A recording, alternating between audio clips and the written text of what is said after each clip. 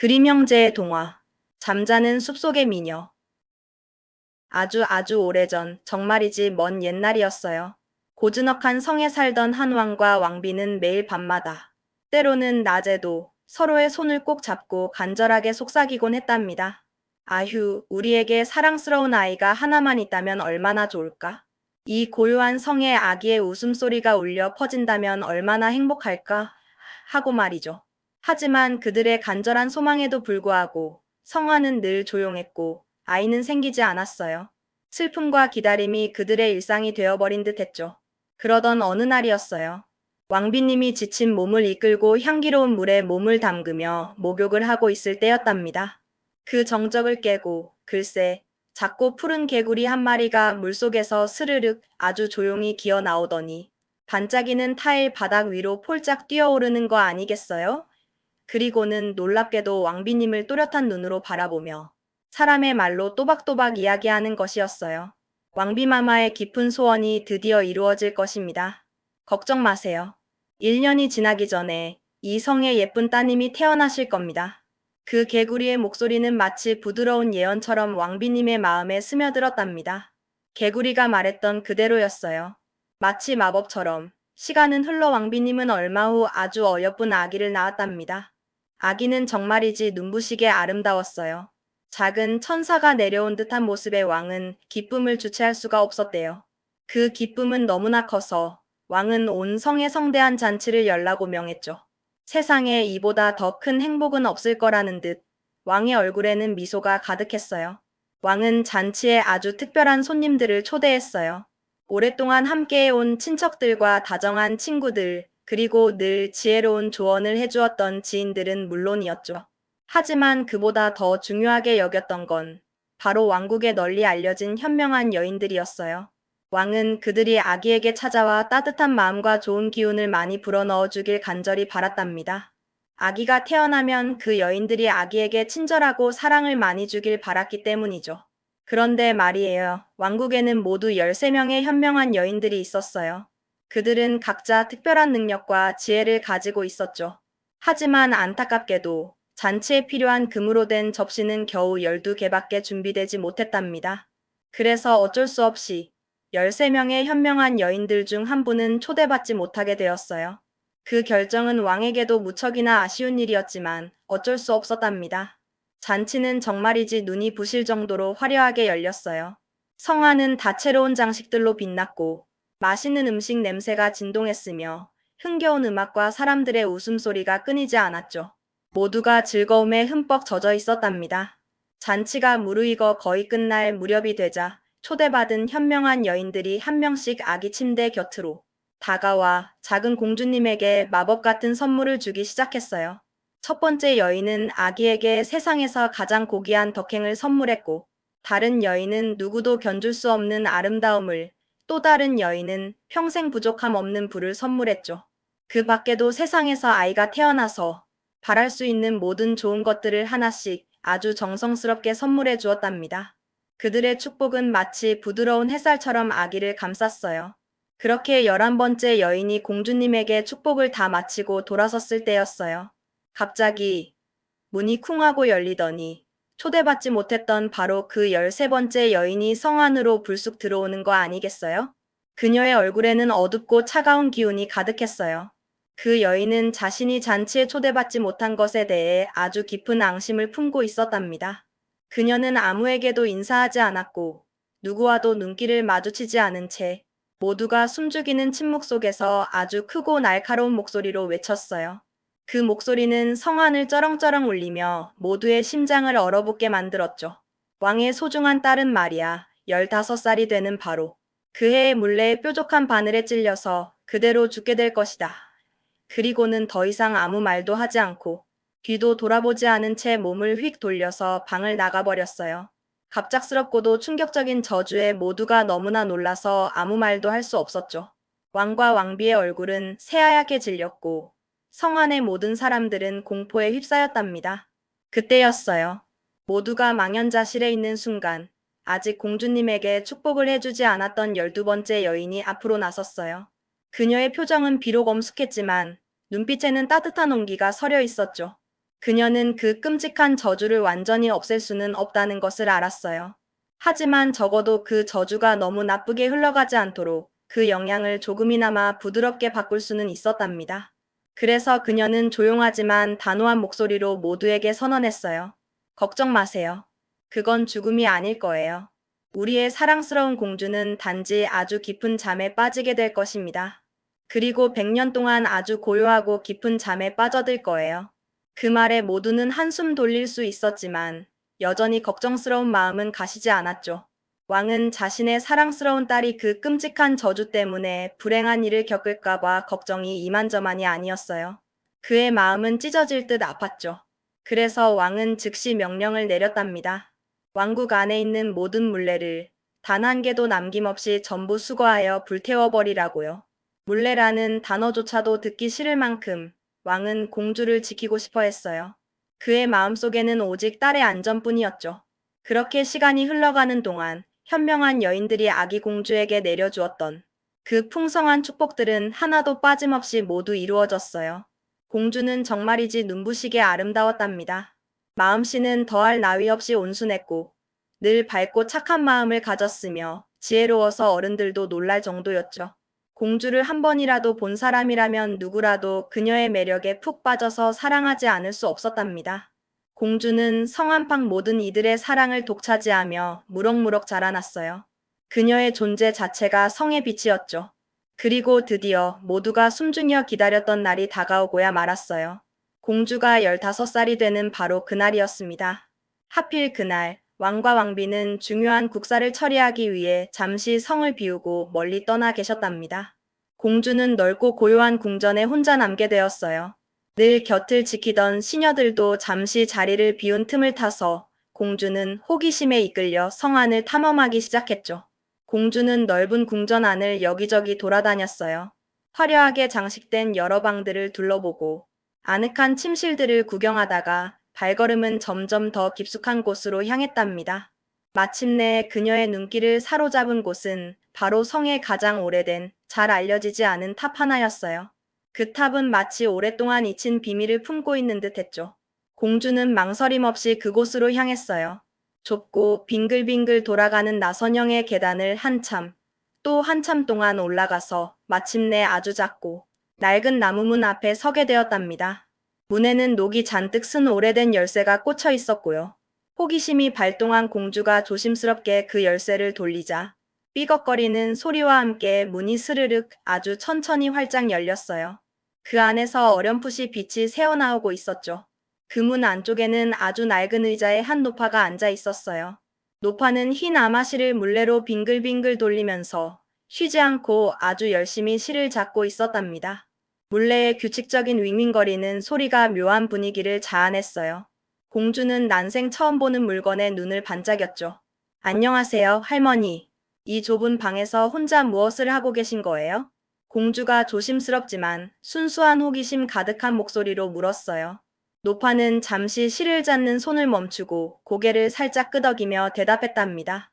나는 실을 잡고 있단다, 얘야. 노파의 목소리는 오랜 세월의 흔적을 담고 있었어요. 그렇게 즐겁게 빙글빙글 돌아가는 저건 도대체 뭐예요? 공주가 눈을 크게 뜨고 물레를 가리키며 물었죠. 그녀는 물레의 움직임에 완전히 매료된 듯 했어요.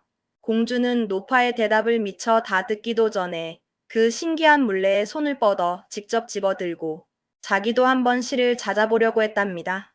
어린아이의 천진난만한 호기심이 그녀를 이끌었죠. 그러나 공주가 물레의 낯선 부분에 손을 대는 바로 그 순간 마치 마법처럼 오래전 내려졌던 끔찍한 예언이 그대로 이루어지고야 말았어요. 공주의 부드러운 손가락은 물레의 날카로운 바늘에 깊이 찔리고 말았답니다. 그 순간 공주는 작은 비명을 지르며 모든 힘이 빠져나가는 것을 느꼈을 거예요. 그 순간 공주는 그곳에 놓여있던 푹신한 침대 위로 스르르 마치 한 송이 꽃이 꺾이듯 힘없이 쓰러졌어요. 그리고는 모든 것을 잊은 듯 아주 깊은 잠에 빠져들었답니다. 그녀의 얼굴에는 평온한 미소가 남아있었지만 움직임은 전혀 없었어요. 그녀의 깊은 잠은 성 안의 모든 곳으로 마치 보이지 않는 파도처럼 순식간에 퍼져나갔어요. 마침 중요한 국사를 마치고 궁으로 돌아와 큰 홀로 막 들어서던 왕과 왕비도 그 자리에서 스르르 잠이 들었죠. 그들의 얼굴에는 피곤함과 안도감이 뒤섞여 있었지만 이제는 평화로운 잠이 찾아왔답니다. 궁 안에 있는 모든 사람들, 즉 시종들도 기사들도 심지어 부엌에서 일하던 하녀들도 모두가 각자의 자리에서 하던 일을 멈추고 고요히 잠들었어요. 마구간에 있던 튼튼한 말들도 모두 제자리에 서서 잠들었고 마당에서 뛰어놀던 활기 넘치던 사냥개들도 풀밭 위에 납작 엎드린 채 잠에 빠졌죠. 지붕 위에 앉아 따스한 햇볕을 즐기던 비둘기들도 머리를 날개 밑에 파묻고 꿈나라로 떠났고 심지어 벽에 붙어있던 작은 파리들마저도 움직임을 멈추고 잠이 들었답니다. 난로불은 활활 타오르다가 갑자기 힘을 잃고 멈춰서 잠이 들었고 그 위에서 노릇노릇 맛있게 구워지고 있던 고기는 더 이상 지글거리지 않았어요. 설거지를 하다가 그릇을 깨뜨린 아이를 꾸짖기 위해 손을 뻗어 머리카락을 잡으려던 요리사도 아이를 잡지 못한 채 그대로 멈춰서 잠이 들었답니다. 그의 손은 허공에서 멈춰 있었죠. 모든 시계는 멈추고 바람조차도 멈춘 듯 했어요. 성 앞의 큰 나무들의 잎사귀 하나도 흔들리지 않았죠. 세상 모든 것이 숨죽인 채 고요하고 깊은 잠에 빠져든 듯 했어요. 그렇게 모두가 잠든 채 시간이 흘러가는 동안이었어요. 성 주위에는 아주 무성하고 빽빽한 가시나무 울타리가 마치 거대한 장벽처럼 자라나기 시작했답니다. 처음에는 작고 얇았던 가시나무들이 해마다 점점 더 높이, 더 두껍게 자라서 결국에는 성을 완전히 뒤덮어버렸어요. 나중에는 성의 지붕 위에 펄럭이던 깃발조차도 그 무성한 가시덤불 속에 완전히 가려져 보이지 않을 정도였죠. 성은 마치 세상으로부터 영원히 고립된 듯 보였답니다. 시간은 그 안에서 멈춘 듯 했어요. 그러나 아무리 빽빽한 가시덤불이 성을 감쌌어도 아름다운 잠자는 공주, 즉 사람들에게는 가시나무 공주라고 불리게 된 그녀의 이야기는 성벽을 넘어온 나라에, 아니 온 세상에 아주 신비로운 전설처럼 퍼져나갔어요.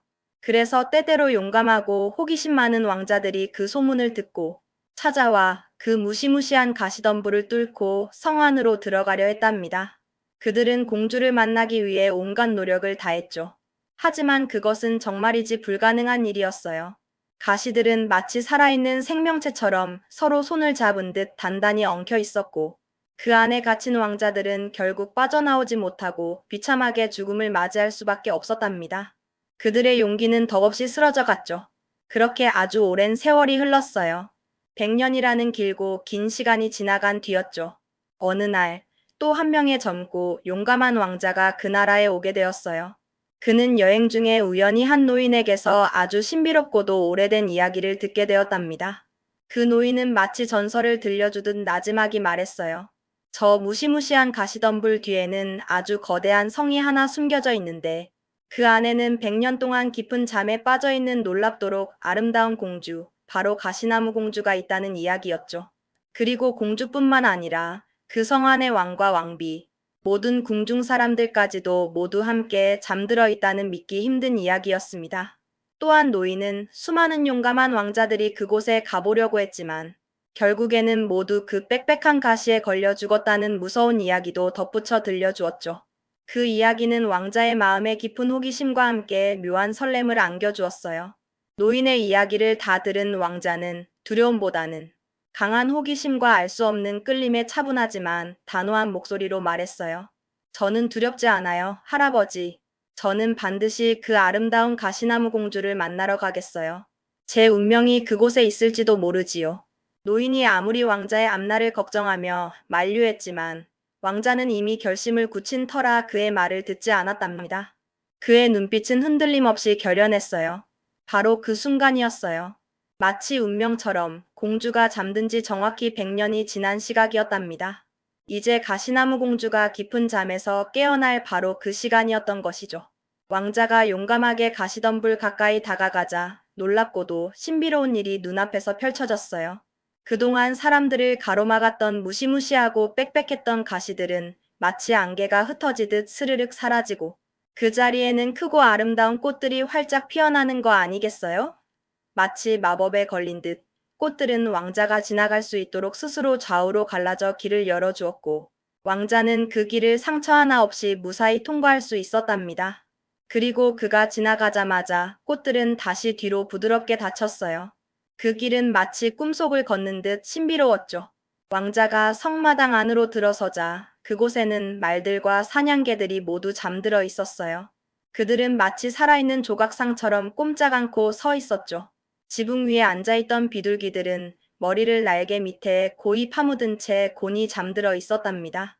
왕자가 조심스럽게 성 안으로 발걸음을 옮기자 벽에 붙어있던 작은 파리들도 역시 잠들어 움직임이 없었고, 부엌에서는 요리사가 여전히 손을 내밀어서 소년을 잡으려던 그 자세 그대로 멈춰서 잠들어 있었어요. 그의 얼굴에는 잔뜩 찌푸린 표정이 그대로 굳어 있었죠. 하녀는 막 털려고 하던 검은 닭 옆에 앉은 채 잠이 든 모습이었어요. 성 안의 모든 것은 마치 거대한 그림처럼 고요하고 정지해 있었답니다. 왕자는 그 고요함 속에서 더 안쪽으로, 더 깊숙이 들어갔어요. 넓은 홀에는 왕과 왕비는 물론 모든 궁중 사람들이 각자의 자리에서 평화롭게 잠들어 있었죠. 왕자 곁에는 위험 있는 왕과 우아한 왕비가 나란히 잠들어 있었답니다. 그는 그들을 지나쳐 자신을 이끄는 듯한 알 수 없는 힘에 이끌려 조용한 탑으로 향했어요.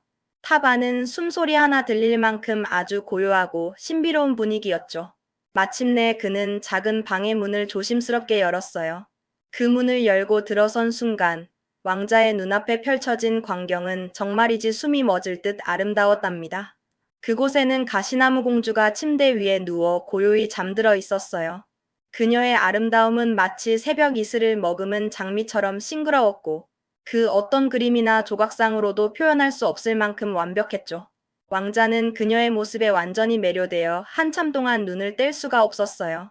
그의 심장은 두근거렸고 알 수 없는 설렘과 경외감이 밀려왔답니다. 그는 조심스럽게 몸을 굽혀 마치 깨질세라 조심스럽게 그녀의 부드러운 입술에 지그시 입을 맞추었답니다. 그러자 그 순간이었어요. 왕자의 입맞춤이 닿는 순간 마치 오랜 마법에서 깨어나듯 공주는 스르르 눈을 뜨고 깊은 잠에서 깨어났답니다. 그녀의 눈동자는 마치 오랜 꿈에서 벗어나 세상을 다시 만나는 듯이 맑고 투명했어요. 그리고는 자신에게 입을 맞춘 왕자를 아주 다정하고 사랑스러운 눈빛으로 바라보았답니다. 그들의 눈빛이 마주치는 순간 마치 100년의 시간이 한순간에 사라지는 듯한 기적 같은 일이 일어났어요. 그들은 서로의 손을 잡고 그렇게 함께 성 아래로 큰 홀로 내려갔답니다. 그들이 내려오자 놀라운 일이 연이어 벌어졌어요. 왕도 잠에서 깨어났고 왕비도 눈을 떴으며 잠들어 있던 모든 궁중 사람들이 마치 한 약속이라도 한 듯 일제히 깨어나기 시작했어요. 그들은 서로를 놀란 눈으로 바라보며 지난 100년의 시간을 꿈처럼 여기는 듯 했죠. 성마당에 서 있던 말들도 기지개를 켜듯 벌떡 일어나 몸을 시원하게 털었고 사냥개들은 꼬리를 신나게 흔들며 이리저리 뛰어다녔답니다. 지붕 위에 잠들어 있던 비둘기들은 머리를 날개 밑에서 빼고 주위를 두리번거리더니 푸드덕 소리를 내며 하늘로 날아올랐어요. 벽에 붙어있던 파리들은 다시 바쁘게 기어다니기 시작했고 부엌의 난로불은 다시 활활 타오르며 식었던 공기를 데웠어요. 멈춰있던 오븐 속 고기는 다시 지글거리며 노릇노릇 돌기 시작했고 요리사는 잠에서 깨어나 방금 전 깨뜨린 그릇 때문에 잡으려 했던 소년의 뺨을 다시금 혼내듯 살짝 때렸죠. 하녀는 닭의 털을 마저 뽑아 구울 준비를 다시 시작했답니다. 성 안의 모든 것이 마치 시간이 되감기된 듯 생기 넘치는 활기로 가득 찼어요. 모든 것이 정상으로 돌아왔죠. 그리고 얼마 후 성 안에는 다시 한번 성대한 잔치가 열렸답니다. 이번에는 왕자와 가시나무 공주의 아름다운 결혼식이었어요.